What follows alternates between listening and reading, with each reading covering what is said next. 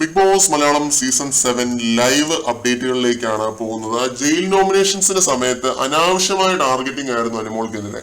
അപ്പാനിശരത്തെ team മുഴുവൻ അനുമോളെ nominate ചെയ്തിരുന്നു. അതിനുള്ള കാര്യങ്ങളൊക്കെ വളരെ ഇൻവാലിഡ് ആയിരുന്നു എന്ന് മാത്രമല്ല, വളരെ ബാലിഷ്യമായ റീസൺസ് ആണ് അവർ പറഞ്ഞത്. പിന്നെ ഗെയിം എന്നതിനേക്കാൾ ഉപരി ഒരു പകപോക്കൽ ആയിട്ടാണ് അവരുടെ നോമിനേഷൻസ് എല്ലാം എനിക്ക് തോന്നിയത്.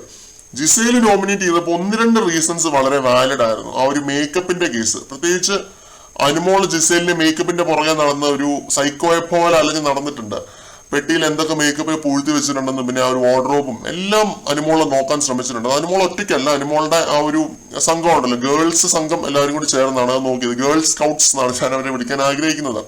അത് ജിസേൽ അന്യായം കാണിക്കുന്നുവെന്ന് അവർക്ക് എല്ലാവർക്കും തന്നെ തോന്നിയിട്ടുള്ളത് കൊണ്ടാണ്. ജിസേൽ ബിഗ് ബോസിന്റെ നിയമങ്ങൾ ലംഘിക്കാതിരിക്കാനായിട്ടാണ്. പക്ഷെ അനുമോൾക്കെതിരെ ജിസേൽ പറഞ്ഞ ഒരു റീസൺ വളരെ ബേസ്ലെസ് ആയിരുന്നു എന്ന് മാത്രമല്ല, അത് ചെയ്തത് മറ്റൊരാളാണ്. ആ ഒരു പ്രവൃത്തി റീസൺ ഇതാണ്: ഇന്നലെ അനുമോൾ ചപ്പാത്തി കട്ട് തിന്നു എന്ന്. ചപ്പാത്തി കട്ട് തിന്നത് അനുമോളല്ല, നെവിനാണ്. ഇത് ലൈവില് വളരെ വ്യക്തമായിട്ട് കണ്ടൊരു കാര്യമാണ്. ബിഗ് ബോസിനെ പറ്റി ഇത്രയും അറിയാവുന്ന ജിസേൽ ഇങ്ങനെ ഒരു ബേസ്ലെസ് ആരോപണം ഉന്നയിക്കുമെന്ന് ഞാൻ പ്രതീക്ഷിച്ചില്ല കേട്ടോ. വേറെ എല്ലാം കറക്റ്റ് ആയിരിക്കാം, അല്ലായിരിക്കാം, ഈ ഒരു റീസൺ ഒഴികെ. എന്തായാലും ഇതൊരു ഭയങ്കരമായ ലെവലിലേക്ക് നീങ്ങുന്നുണ്ട് കേട്ടോ ഈ ഒരു വഴക്ക്. കയ്യാങ്കളി എന്നൊക്കെ വേണമെങ്കിൽ പറയാം. ജിസേലിന്റെ കൈ അനുമോളെ തട്ടി മാറ്റുന്നത് ലൈവില് കണ്ടു. കൈ തട്ടി മാറ്റിയിട്ട് അവിടെ പോയി നിലത്തിരുന്ന് കരയുന്നുണ്ട് അനുമോള്. തൊണ്ട പൊട്ടിച്ച് കരയുന്നുണ്ട്. അമ്മ അച്ഛ എന്നൊക്കെ വിളിച്ചാണ് കരയുന്നത്. ഇപ്പോഴും ലൈവില് കരഞ്ഞോണ്ടിരിക്കുകയാണ്. അതൊക്കെ ഓക്കെ, കരച്ചിലൊക്കെ സാധാരണയാണ്.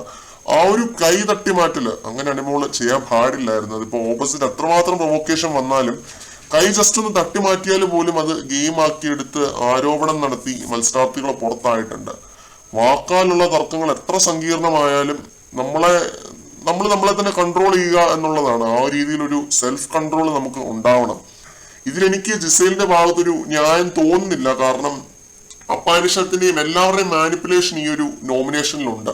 ജിസേലിന്റെ ആ ഒരു നോമിനേഷന്റെ അകത്ത് നമ്മൾ കണ്ടതാണ്. സരിക, അക്ബർ, ബിന്നി ഇവരെല്ലാവരും തന്നെ അനുമോൾക്കെതിരെയാണ് കൈ പൊക്കിയത്. അപ്പൊ എനിക്കിതിൻ്റെ അകത്തൊരു രീതിയിലുള്ള ഒരു ജിസേലിനെ സപ്പോർട്ട് ചെയ്യാനായിട്ട് തോന്നുന്നില്ല. അനുമോളെയാണ് അനാവശ്യമായിട്ട് ഇവര് ടാർഗറ്റ് ചെയ്തുകൊണ്ടിരിക്കുന്നത്.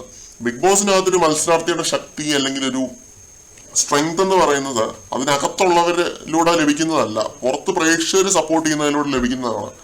അപ്പോൾ ഇങ്ങനെ ഇവരെ ടാർഗറ്റ് ചെയ്യും തോറും അനുമോൾ എന്ന് പറയുന്ന ഒരു കണ്ടസ്റ്റന്റിന്റെ വളർച്ചയാണ് നമ്മൾ കണ്ടുകൊണ്ടിരിക്കുന്നത്. ഇപ്പൊ അനീഷിന്റെ കേസ് എടുത്താൽ തന്നെ ഇവര് ടാർഗറ്റ് ചെയ്ത് അനീഷ് ഇപ്പോ എത്തി നിൽക്കുന്നതെന്ന് പറഞ്ഞപ്പോൾ നിലവിൽ അവിടുത്തെ ഏറ്റവും ജനപ്രീതിയുള്ള ഒരു കണ്ടസ്റ്റന്റ് ആയിട്ട് തന്നെയാണ്. ഇത് തന്നെയാണ് അനുമോളുടെയും കേസിൽ സംഭവിക്കാനായിട്ട് പോകുന്നതെന്ന് തോന്നുന്നു. കൂടുതൽ ലൈവ് അപ്ഡേറ്റുകളുമായിട്ട് നമുക്ക് വീണ്ടും കാണാം.